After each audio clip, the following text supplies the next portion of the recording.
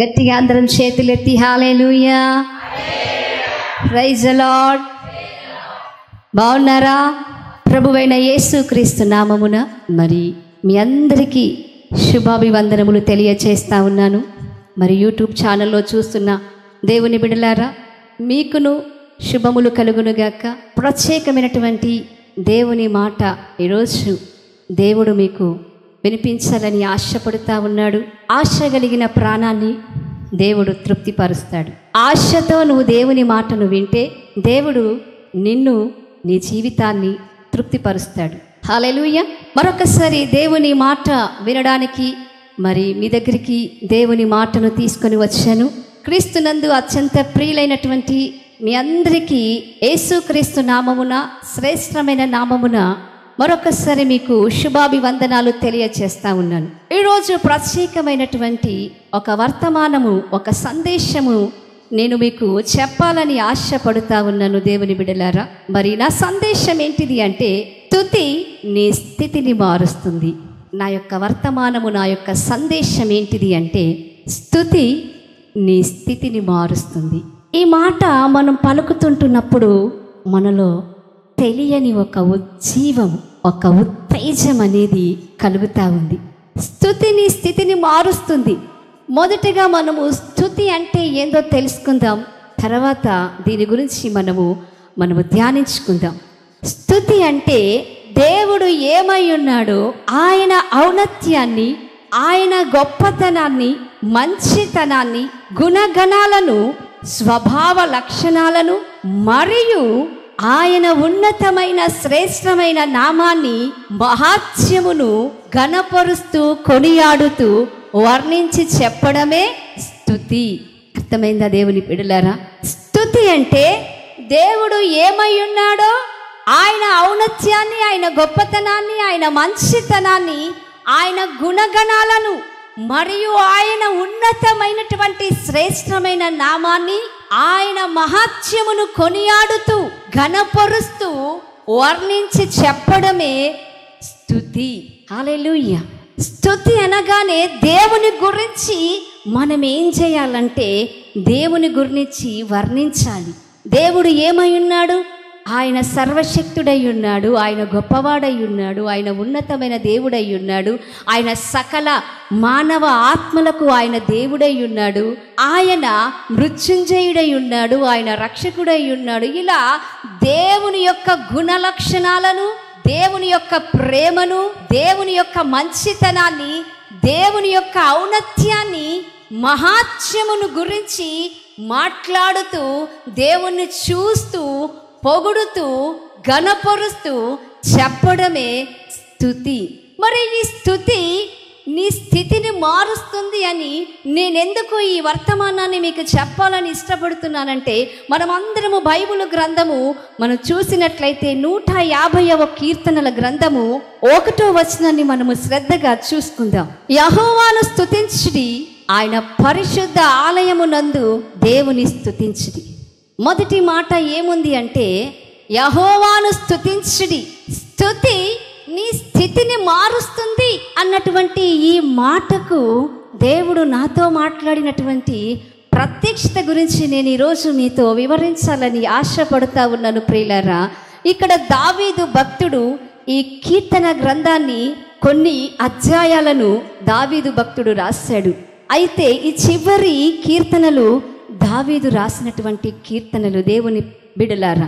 అయితే ఈ కీర్తన గ్రంథములో ఏమని సెలవిస్తా ఉంది అంటే, దేవుని స్తుతించుడి, యెహోవాను స్తుతించుడి.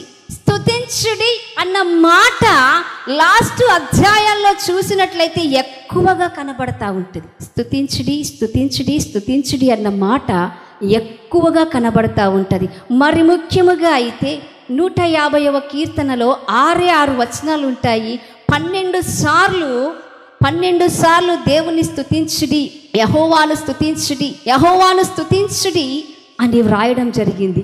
మరి ఎందుకు స్తుతించుడి స్తుతించుడి అని రాయబడి ఉంది అంటే, ఈ స్తుతిలో ఒక గొప్ప శక్తి దాగి ఉంది.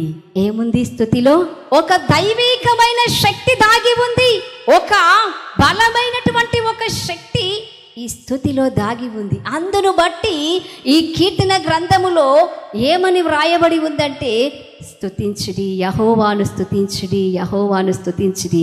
దావీదు తన అనుభవపూర్వకంగా కొన్ని మాటలు చెప్తా ఉన్నాడు. దేవుని బిడ్డలారా, దేవుని స్తుతించుటలో ఉన్నటువంటి గొప్ప మర్మాన్ని దావీదు తన జీవితము ద్వారా మనకు ఎన్నో నేర్పించాడు, ఎన్నో చెప్తా ఉన్నాడు. అందులో ఒక భాగమే స్తుతించుట. దావీదు అనగానే మనకు గుర్తుకు వస్తుంది ఏంటిది అంటే, దావీదు అనగానే గొర్రెలు కాసుకునే కాపరి. మనము దావీదు అనగానే మనకు సడన్గా గుర్తుకొచ్చే కీర్తన గ్రంథం ఏది అంటే 23వ కీర్తనలో దావీదు కీర్తన 23 గుర్తుకు వస్తుంది. ఎందుకంటే యెహోవా నా కాపరి అని దావీదు అక్కడ మాట్లాడుతూ ఉంటాడు. దావీదు గురించి మనం మాట్లాడేటప్పుడు సడన్గా మనకు గుర్తుకు వచ్చే జీవితం ఏంటిదంటే, అతడు ఒక కాపరి కుటుంబంలో నుంచి వచ్చాడు. తన పూర్వీకులు కాపర్లు, తను కూడా గొర్రెలు కాసుకుంటున్న వ్యక్తి. అయితే గొర్రెలు కాసుకుంటున్న దావీదు దేవుణ్ణి స్తుతించేవాడంట. దావీదు జీవితాన్ని దేవుడు మనకు మాదిరికరంగా ఎందుకు ఉంచాడు అంటే, ఒక కాపరి ఎలా మార్చబడ్డాడో తెలుసా? రాజుగా మార్చబడ్డాడు. స్తుతి నీ స్థితిని మారుస్తుంది అంటే అర్థం ఏంటంటే, స్తుతిస్తే నీ చరిత్ర మారిపోతుంది. స్తుతించు, దేవుని స్తుతిస్తే నీ జీవితం మారిపోతుంది. స్తుతిస్తే నీ చరిత్ర దేవుడు మార్చగలుగుతాడు. స్తుతించడం వలన మన చరిత్రలు మార్చబడతాయి, మన జీవితాలు మార్చబడతాయి, మన బ్రతుకులు మార్చబడతాయి. అందును బట్టి బైబిల్ గ్రంథంలో ప్రత్యేకముగా రాయబడిన మాట ఏంటిది అంటే, యెహోవాను స్తుతించుడి, ఆకాశవాసులారా యెహోవాను స్తుతించుడి, ఆయన సైన్యములారా యెహోవాను స్తుతించుడి, ఆయన దూతలారా యెహోవాను స్తుతించుడి. ఈ ప్రత్యేకమైన మాటలో ఏముంది అంటే, ఒక దైవీకమైన శక్తి ఉంది. అదే ఏ శక్తి అంటే, నిన్ను మార్చగలిగిన శక్తి, నీ చరిత్రను మార్చగలిగిన శక్తి, నీ బ్రతుకును మార్చగలిగిన శక్తి స్తుతిలో ఉంది. ఎక్కడుందండి? స్తుతించినప్పుడు నీ జీవితం మార్చబడుతుంది. దావీదు స్తుతించాడు దేవుణ్ణి, రాజుగా మార్చబడ్డాడు. ఆయన చరిత్ర మారిపోయింది. ఆయన కాపరిగా ఉండాల్సిన ఆయన జీవితము దేవుడు రాజుగా మార్చుకున్నాడండి. ఒక్క క్షణములోనే, ఒక్క నిమిషములోనే స్తుతించినప్పుడు ఏం జరుగుతుందో మనకు తెలియదు. కానీ స్తుతి అనేది మన జీవితాన్ని ఎప్పుడైనా, ఏ క్షణములోనైనా మన బ్రతుకులను, మన చరిత్రలు, మన రూపురేఖలను మార్చగలిగినటువంటి అత్యధిక సామర్థ్యము కలిగినటువంటిది ఏంటిది అంటే స్తుతి. నువ్వు దేవుని స్తుతిస్తూ ఉండు, నీ పరిస్థితులు మార్చబడతాయి. నువ్వు దేవుని స్తుతిస్తూ ఉండు, నీకున్న స్థితులన్నీ తలక్రిందులుగా మార్చబడతాయి. రోగములో దేవుని స్తుతించు, వ్యాధి బాధలలో దేవుని స్తుతించు, అప్పులున్నప్పుడు దేవుని స్తుతించు, సంతోషముగా ఉన్నప్పుడు దేవుని స్తుతించు, నవ్వుతూ ఉన్నప్పుడు దేవుని స్తుతించు, దుఃఖములో ఉన్నప్పుడు దేవుని స్తుతించు. నువ్వు ఏ పరిస్థితిలో నువ్వు దేవుని స్తుతించిన స్తుతి నిన్ను ఏం చేస్తుందంటే, నీ స్థితిని మారుస్తుంది. దేవునితో నువ్వు మాట్లాడుతున్నప్పుడు, ప్రతి విషయంలోనూ దేవుని స్తుతిస్తూ ఉంటున్నప్పుడు నీ స్థితిని మారుస్తాడు దేవుడు.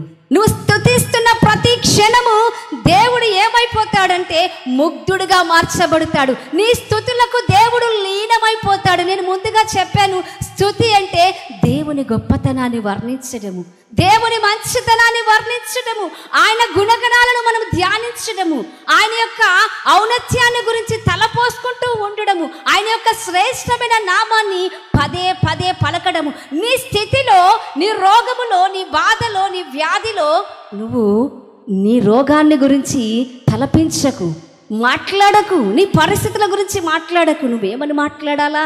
నీకు రోగం వచ్చింది అనుకోండి, మరణ పడకలో నువ్వు ఉన్నావు అనుకోండి, అప్పుల బాధలో నువ్వు ఉన్నావు అనుకోండి, నువ్వు ఏమని మాట్లాడాలంటే దేవుని గురించినటువంటి మాట మాట్లాడు, దేవుని స్తుతించు.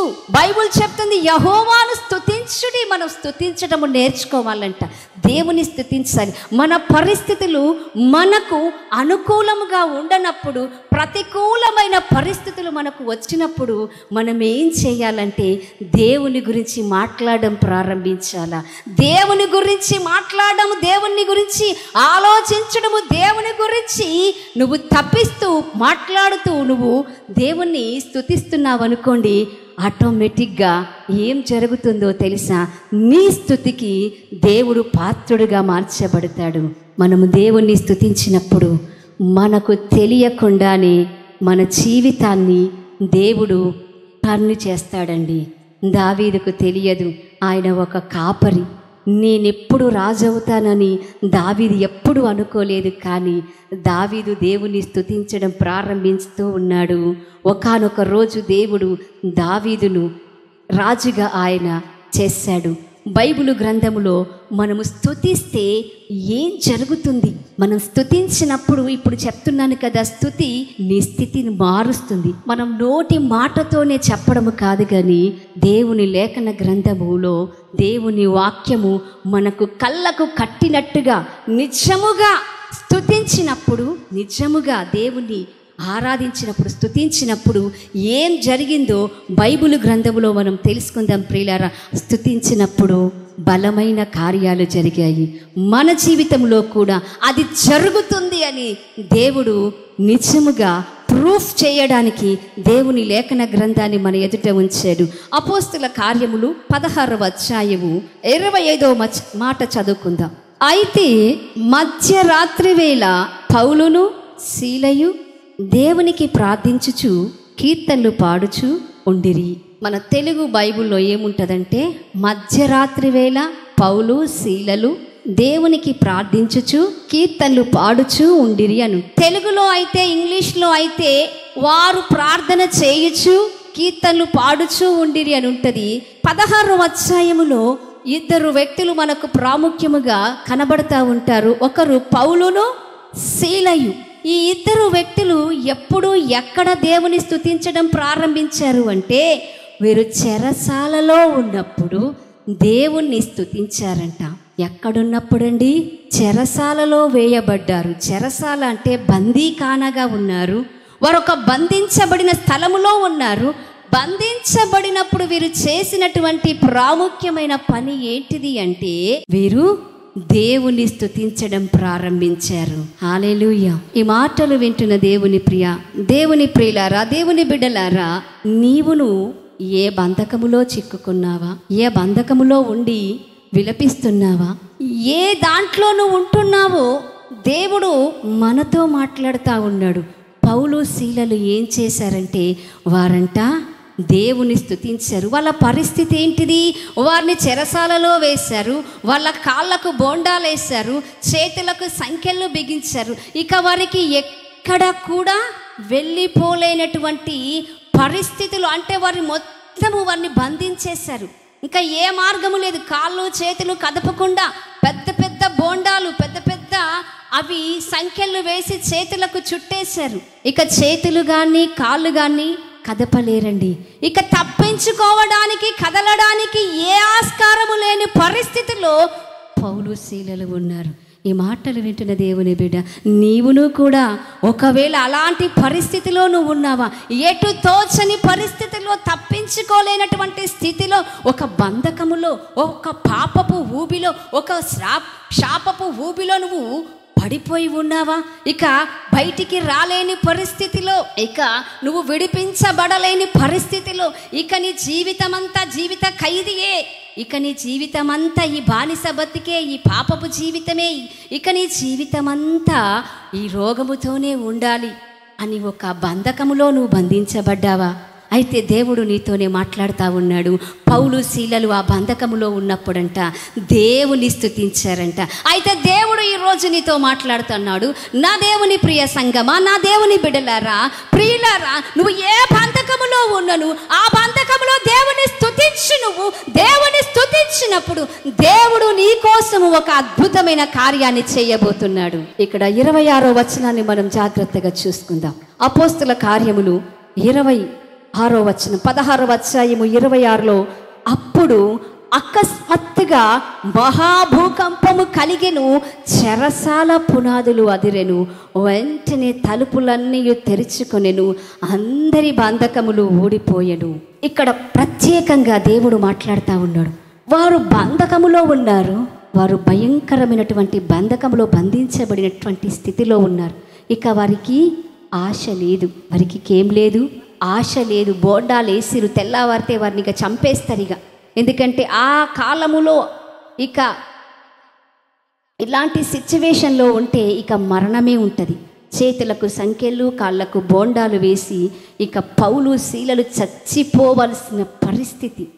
అయితే దేవుని బిడ్డలారా, మనము కూడా, నీవు కూడా ఇలాంటి పరిస్థితులలో నువ్వు ఉన్నావా? అయితే పౌలు శీలలు ఏమి చేశారంటే దేవుని స్తుతించడం ప్రారంభించారంట. నీవు ఉన్న స్థితిలో, నువ్వు ఏ పరిస్థితిలో ఉన్నావు? నువ్వు వేదనలో ఉన్నావా? నువ్వు కన్నీటితో ఉన్నావా? దుఃఖములో ఉన్నావా? చెయ్యి విడిచినటువంటి డాక్టర్లు చెయ్యి విడిచిన రోగముతో ఉన్నావా? భయంకరమైన ప్రాణాంతకరమైనటువంటి మరణకరమైనటువంటి రోగముతో పడకలో నువ్వు ఉన్నావా? వ్యాధితో నువ్వు బ్రతుకుతూ ఉన్నావా? అది ఏదైనాను దేవుని బిడ్డలారా, దేవుడు అంటున్నాడు, ఆ పరిస్థితిలో నువ్వు దేవుణ్ణి స్తుతించు. నీకు ఇల్లు లేదు అని ఏడుస్తూ బిక్కుమంటూ దుఃఖముతో మునిగిపోతూ ఉన్నావా? ఉద్యోగము లేదు అని, బిడ్డల జీవితాల్లో భయంకరమైన శ్రమలు ఉన్నాయని బాధపడుతూ ఉంటున్నావా? ఒకవేళ నీకు వీసా దొరకట్లేదేమో, ఒకవేళ నీకు అనుకున్నంత శాలరీ ఉద్యోగం దొరకట్లేదేమో, లేకపోతే నీకు మంచి భార్య, మంచి భర్త నీకు దొరకకుండా ఏళ్ళు గడుస్తూ ఉంటున్నాయో ఏమో, కోర్టు కేసుల్లో చిక్కుకున్నావో ఏమో, భూ సంబంధమైనటువంటి శ్రమలలో నువ్వు ఉన్నావేమో, నీ అన్నదమ్ముల యొక్క మధ్యలో ఘర్షణలో నువ్వు ఉంటున్నావేమో, అక్క చెల్లెల మధ్యలో ఘర్షణలో నువ్వు ఉంటున్నావేమో, తల్లిదండ్రుల ఘర్షణలో నువ్వు ఉంటున్నావేమో. అది ఏ పరిస్థితి అయినా నిన్నందరూ విడిచిపెట్టిన వారే కావచ్చు, చేయి విడిచిపెట్టిన వారే కావచ్చు, నా అంటూ నీకెవ్వరూ లేకపోయినవా స్థితిలో నువ్వు ఉన్నావేమో. నన్ను ప్రేమించేవారు లేరండి, నన్ను ఆదరించేవారు లేరండి, నా బంధువులను దూరం చేశారండి, నా భర్త నన్ను దూరం పెట్టాడండి, నా భార్య నా దగ్గరికి రాకుండా దూరంగా ఉందండి, నా పిల్లలు నన్ను వెలివేసిన స్థితిలో ఉన్నారండి, కుటుంబం గడవక ఆర్థిక ఇబ్బందులతో రోజు పస్తుల పడి ఉంటున్నామండి, ఇల్లు లేక రోడ్డు మీద బిక్కుమంటూ బతుకుతున్నామండి, కిరాయిళ్లలో వేదన అనుభవిస్తూ ఆ వేదనతో మేము మూలుగుతూ ఉన్నామండి. ఏ పరిస్థితుల్లో నువ్వు ఉంటున్నావో దేవుని బిడ్డ, దేవుడు నీతో మాట్లాడుతూ ఉన్నాడు. ఆ పరిస్థితిలో నువ్వేం చేయాలా? దేవుని స్తుతించడం ప్రారంభించు. అలాంటి పరిస్థితిలో నువ్వు ఉంటున్నప్పుడు, నీకు ఎదురవుతుంటున్నప్పుడు నువ్వు చేయాల్సిన, నువ్వు ఎన్నుకోవలసిన ప్రత్యేకమైన మార్గం ఏంటంటే దేవుని స్తుతించడము నేర్చుకో. ఇక్కడ పౌలు శీలలు అదే చేశారు. ఇక వారి జీవితం అక్కడికి అంతమైపోతుంది. అయినను వారు అనుకున్నారు దేవుని స్తుతించాలి. ఆ చివరి క్షణాలలో వారు ఏమనుకున్నారంటే దేవుని స్తుతించడం ప్రారంభించారు. ఎప్పుడైతే పౌలు శీలలు దేవుని స్తుతించడం ప్రారంభించారో, దేవునికి ప్రార్థించడం ప్రారంభించారు, దేవుని బిడ్డలారా, అక్కడ ఒక గొప్ప కార్యాన్ని దేవుడు చేశాడు. ఏంటిది అంటే అకస్మాత్తుగా భూకంపం వచ్చిందంట. అకస్మాత్తుగా ఏమొచ్చింది? భూమి కంపించింది, చెరసాల పునాదులు వణికాయంట. హల్లెలూయా. ఈ మాటలో ఒక గొప్ప రహస్యం దాగి ఉంది. నువ్వు స్తుతిస్తే పాతాళం ఏమైపోతుంది? వణుకుతుంది. ఏమవుతుంది? భూమి కింద లార్వా ఉంటుందండి. కొన్ని వేల డిగ్రీల సెంటిగ్రేడ్లో ఆ లార్వా ప్రవహిస్తూ ఉంటుంది. ఎప్పుడైతే ఆ ఉష్ణోగ్రత ఎక్కువ అయిపోయిందనుకో, భూమి ఏమవుతుందో తెలుసా? భూకంపాలు వస్తాయి. భూమి కింద అధికమైన వేడి, అది భరించలేకపోతే ఆ వేడికి భూమి ఏమైపోతుంది? పగిలిపోతుంది, పీటలు వారుతుంది. అంటే నీవున్న పరిస్థితిలో నువ్వు స్తుతిస్తున్నప్పుడు దేవుని అగ్ని పరిస్థితిలోనికి దిగి వస్తుంది. ఏమొస్తుంది? నువ్వు స్తుతించడం ప్రారంభిస్తే, నువ్వు చెయ్యడం ప్రారంభిస్తే దేవుని బిడ్డలారా, దేవుని అగ్ని పరిస్థితిని కాల్చివేస్తుంది. ఇక్కడ ఏం జరిగింది? భూమి కంపించిందంట, భూకంపం వచ్చిందంట, చెరసాల పునాదులు వణికిపోయాయి, భూమి బీటలు వారిపోయింది. అంటే నీ స్థితి భయంకరంగా ఉంటే, ఆ భయంకరమైన స్థితిలో నువ్వు దేవుని స్తుతిస్తే, ఆ భయంకరమైన దానికంటే అతి భయంకరమైనటువంటి దేవుడు, అగ్ని అయిన దేవుడు, అగ్ని అయినటువంటి యేసుక్రీస్తు వారు తానే నీ మధ్యలోనికి, నీ పరిస్థితిలోనికి ఎంటర్ అవుతాడు. ఆమేన్.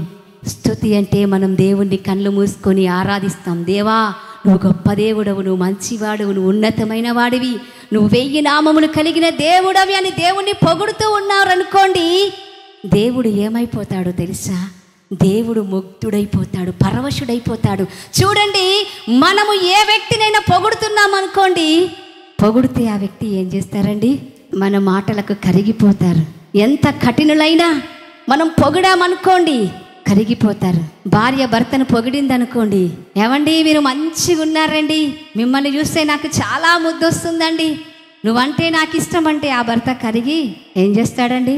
సాయంత్రం మంచిగా చికెను మటను లేకపోతే స్వీట్స్ భార్యకు నచ్చింది చీరను ఏదో తీసుకొస్తాడు. ఎందుకు? నా భార్య నన్ను ఈరోజు చక్కగా పొగిడింది, చక్కగా నన్ను ప్రేమిస్తూ మాట్లాడింది.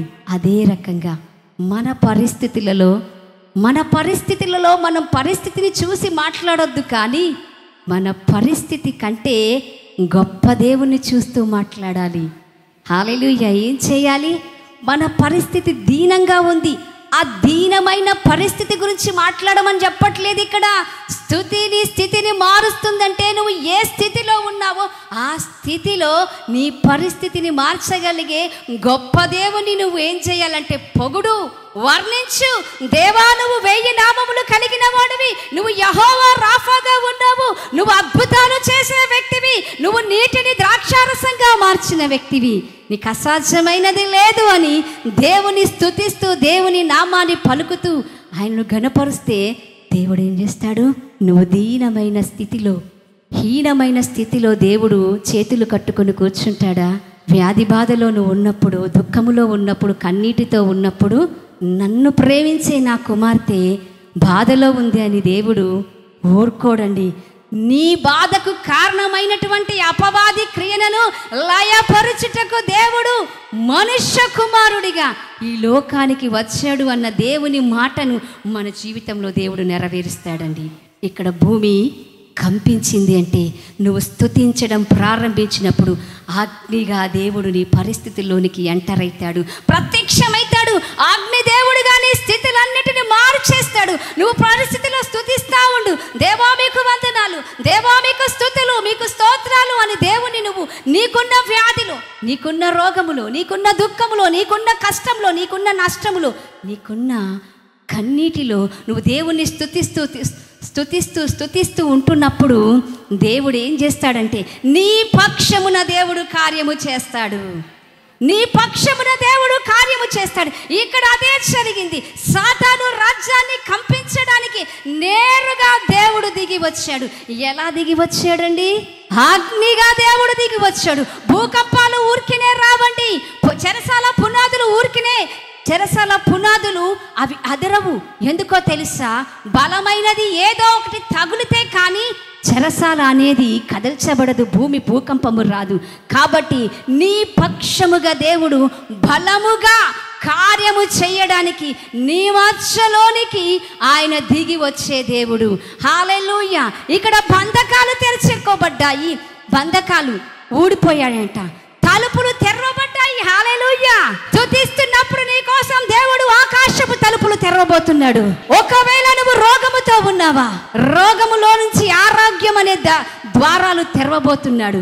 దరిద్రంలో ఉన్నావా, దేవుడు సమృద్ధి అనే ద్వారము తెరవబోతా ఉన్నాడు. నువ్వు ఏ పరిస్థితిలో ఉంటావో స్తుతించినప్పుడు నీ కొరకు దేవుడు తలుపులు తెరుస్తాడు. ఆమేన్. స్తుతి నీ స్థితిని మారుస్తుంది అంటే నీ హీనమైన స్థితిలో నుంచి నువ్వు మంచి స్థితిలోనికి రావడానికి దేవుడు నీ కోసము ఆకాశపు వాకిళ్లను దేవుడు తెరుస్తాడు. ఆకాశాన్ని నీ కోసం దేవుడు తెరచబోతున్నాడు. నీ కోసం దేవుడు సిద్ధపరిచిన ఈవులు మేలులను పొందుకోవడానికి ఆయన తలుపులు తెరచబోతున్నాడు. ఆయన తలుపులు మన కొరకు తెరుస్తాడు. ఎప్పుడో తెలుసా? నువ్వు స్తుతించినప్పుడు దేవుని ద్వారాలు తెరవబడతాయి.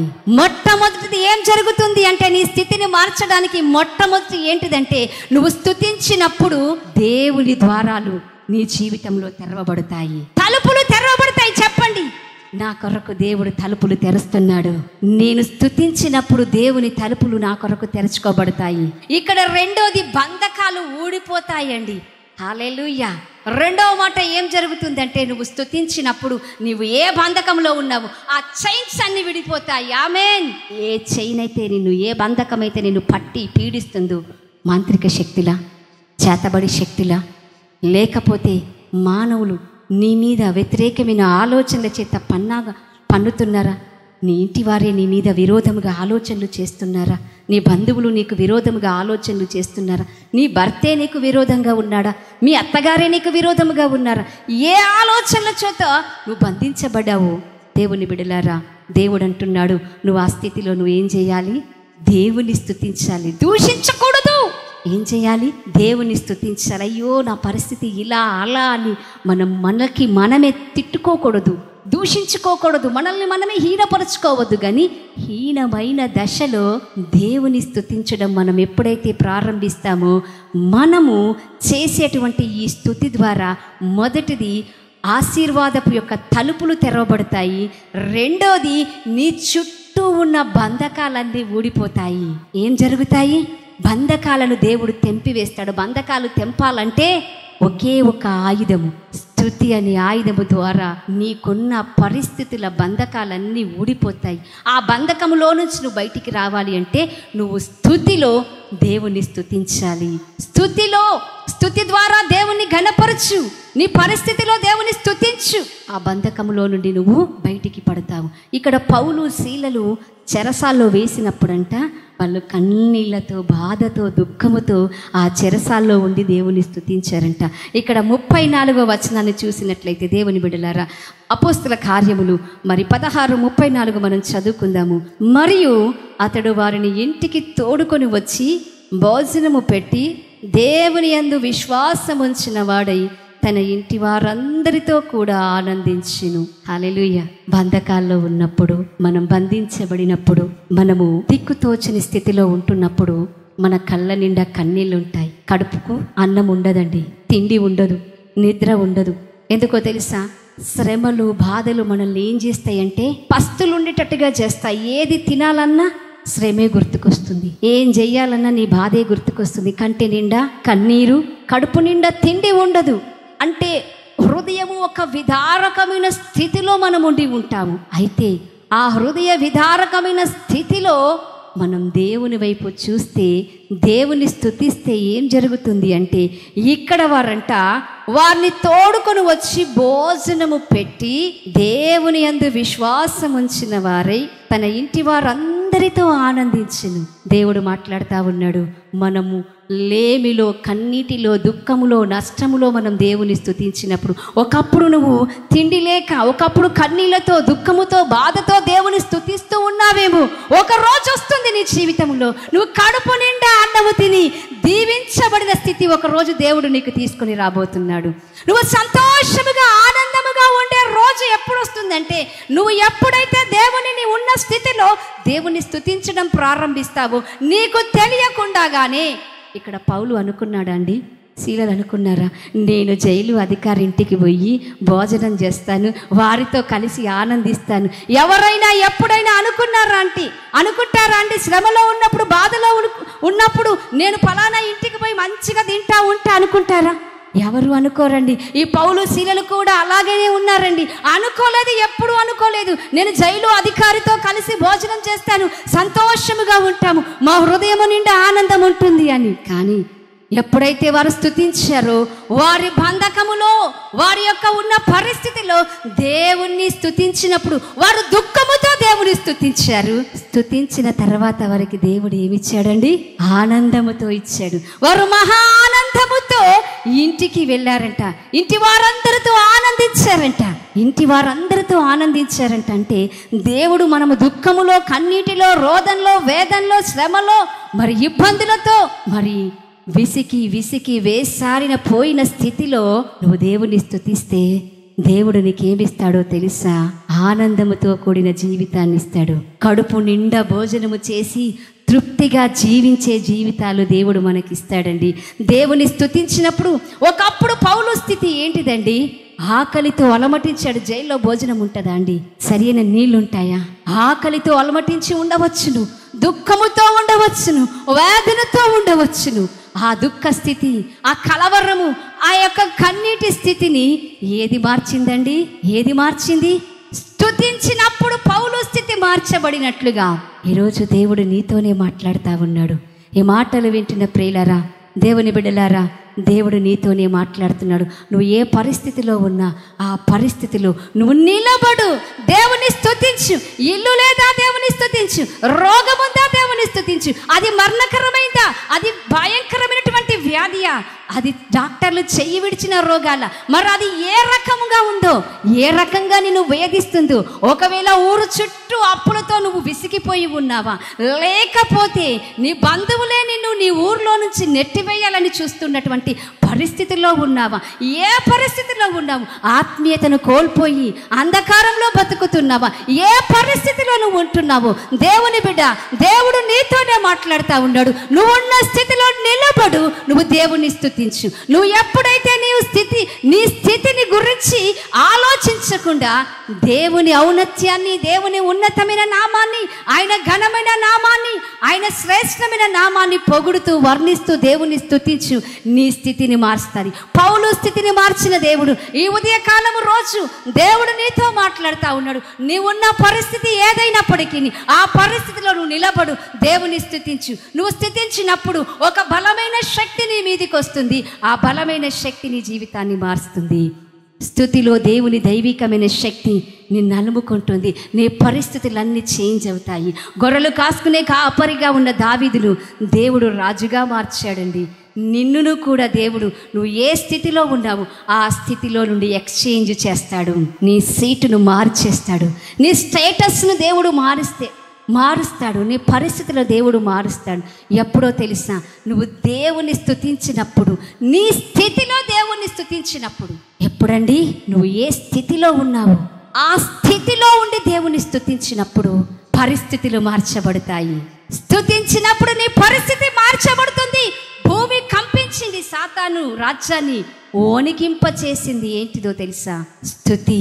అట్టి స్తుతి ఆయుధాన్ని దేవుడు ఈ ఉదయకాలము నీకు ఇవ్వబోతా ఉన్నాడు. నువ్వు స్తుతించు. స్తుతి వీరుడిగా నీ పరిస్థితిలో నిలిచినప్పుడు అగ్ని అయిన దేవుడు నీ పరిస్థితులన్నిటిని తారుమారు చేస్తాడు. సాతాను రాజ్యాన్ని వణికిస్తాడండి. సాతాను తంత్రాలన్నీ లయమైపోతాయండి. రోగము, బాధలు, కన్నీరు, దుఃఖము అన్నిటిని దేవుడు నష్టము చేస్తాడు. స్తుతుల మూలముగా దేవుడు ఒక బలమైన దుర్గాన్ని స్థాపించి నీ కొరకు జయ కీర్తనని దేవుడు ఎగరవేస్తాడు. జయ జెండాను దేవుడు నీ కోసం ఎగరవేస్తాడు. ఎందుకో తెలుసా? నువ్వు స్తుతిస్తున్నప్పుడు నువ్వు దేవునికి ఇష్టురాలిగా మార్చబడతావు. హల్లెలూయా. నువ్వు స్తుతిస్తున్నప్పుడు ఏం జరుగుతుంది? మనము దేవునికి ఇష్టలుగా మార్చబడతాము. కాబట్టి స్తుతి నీ పరిస్థితిని మారుస్తుంది. పౌలు బంధకములో ఉన్నాడు. ఆయన బంధకములో నుంచి బయటికి వచ్చాడు. దుఃఖముతో ఉన్నాడు, ఆనందముతో నింపబడ్డాడు. దావీదు కాపరిగా ఉన్నాడు, రాజుగా మార్చబడ్డాడు. ఈ మాటలు వింటున్న నా ప్రియ సంగమా, దేవుని బిడలారా, నీవును స్తుతించు. దావీదు వలె, పౌలు వలె వారి స్థితిని మార్చిన దేవుడు ఈరోజు నీ స్థితిని కూడా దేవుడు మారుస్తున్నాడు. స్తుతి నీ జీవితాన్ని మారుస్తుంది. స్తుతిస్తే నీ చరిత్ర మారుతుంది. స్తుతిస్తే నీ జీవితం మార్చబడుతుంది. స్తుతిస్తే నీ పట్టణం మారుతుంది. స్తుతిస్తే నీ ఇల్లు మారుతుంది. స్తుతిస్తే నీ భర్త మారుతాడు. స్తుతిస్తే రోగం మార్చబడుతుంది. నువ్వు స్తుతిస్తే ప్రతిదీ నీ కొరకు దేవుడు తారుమారు చేస్తాడు. హల్లెలూయా. దేవునికి స్తోత్రం కలుగునుగాక. పరిశుద్ధుడా, నమ్మకమైన ప్రభువా, ఈ ఉదయకాలం ఒక ప్రత్యేకమైన సందేశము నాయనా మీరు మాతో మాట్లాడారు ప్రభా. స్తుతి నీ స్థితిని మారుస్తుందన్నావు ప్రభా. అయా చరిత్రను మార్చగలిగేది, జీవితాలను మార్చగలిగే స్తుతి, ఆ శక్తిని మాకు దయచేయండి నాయనా. ఆ స్థుతిలో ఉన్న నిగూఢమైన సృజనాత్మకమైన శక్తిని ఈరోజు మేము పొందుకొని ప్రభా మా జీవితాలను ప్రభా మార్చే దిశగా మేము నిన్ను ఆరాధించి స్తుతించే బిడ్డలముగా మేము మార్చబడదుముగాక. తండ్రి, ఈ మాటలు వింటున్న బిడ్డలందరి జీవితాలను మీరు ఆశీర్వదించండి నాయన. ఒక ప్రత్యేకమైన స్తుతి చేసే బిడ్డలుగా ఈ రోజు నుంచి వారు నిలబడుదురుగాక.